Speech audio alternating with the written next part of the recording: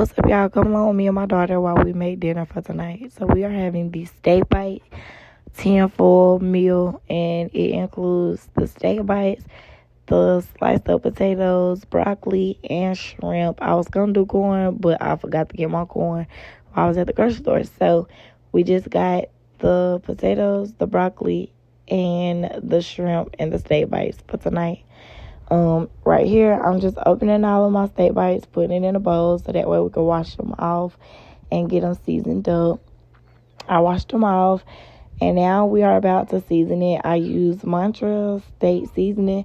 This is my first time using this, and y'all, I did not read the bottle. It is spicy. I put a little bit on there. Hopefully, it wasn't too spicy today, man. But yeah, your girl did not notice that said spicy until after. Look at my face. I was like, oh, because it definitely said spicy. And then I used some butter garlic herb as well. This is my favorite seasoning. Like, I could eat this on any and everything because it just tastes so good. Like, I'm sitting here having to beat the bottom just to make sure I'm using it all. Time for me to go get some more of that. But yeah, so I put a whole lot of that on there. And then I use paprika. I put a little bit of paprika on there. And at that point, my daughter was talking to me. I don't know what she was talking about, but she was saying something about a seasoning. And yeah, I put that on there.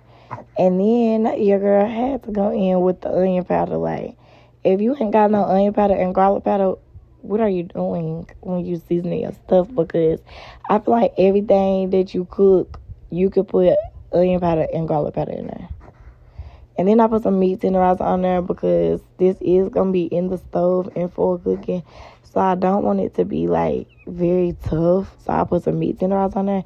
And then I put some Obey on there because I seen that somewhere else. And, of course, we washed our hands before we did any of this.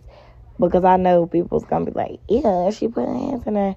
I really didn't want to. But I had to mix all that seasoning up on them steak bites so they could taste good. And, of course, my daughter wanted to do it because she just nasty and liked the feeling of mush push. Ew. She could not wait. I was like, girl, go ahead, honey. Go ahead. Just go ahead. And I had to go back in with that butter garlic herb. I told you I'll be using a whole lot of that stuff. It just made my food taste so good. Here she is, mixing it all up. And after we went in and finished, mixing it around, getting the seasoning on all pieces of the steak bite, I did go back in with a little bit of meat tenderizer just to make sure that it wasn't going to be too tough and it could be real tender, nice and juicy once we get those cooked. So after I done that, I mixed it in just a little bit more, and I put that to the side with aluminum foil on it. So now we are doing the potatoes. I sliced those up into triangles, and then I seasoned those as well with almost the same exact seasoning as I did with my steak, just so it'll all have the same flavor. Here I am with this butter garlic herb seasoning, y'all. This is my favorite. You will see that if you follow along with me and us cooking. Every time we post videos, you're gonna see that seasoning. I did use Obey a little bit, and I did use Creole a little bit as well to season these potatoes just to give them some flavor. I used paprika as well. And yeah, after I finished seasoning the potatoes, we just move those around in a bowl so we can make sure all of the seasoning is on every potato, just like we did our meat. And we definitely washed our hands in between touching stuff so we won't cross-contaminate the meat and the potatoes. And this right here was very disgusting. Like I said, I'm OCD. I hate getting my hands dirty. Like, just hate it. But my daughter, on the other hand, she was so excited and ready once again. Like, mama cannot do it. Knowing when she get older, she not going to help me do nothing at all, y'all. But while she want to, I'm going to let her.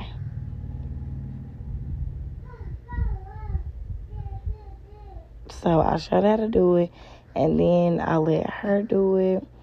So that way I could start getting my shrimp in the bowl.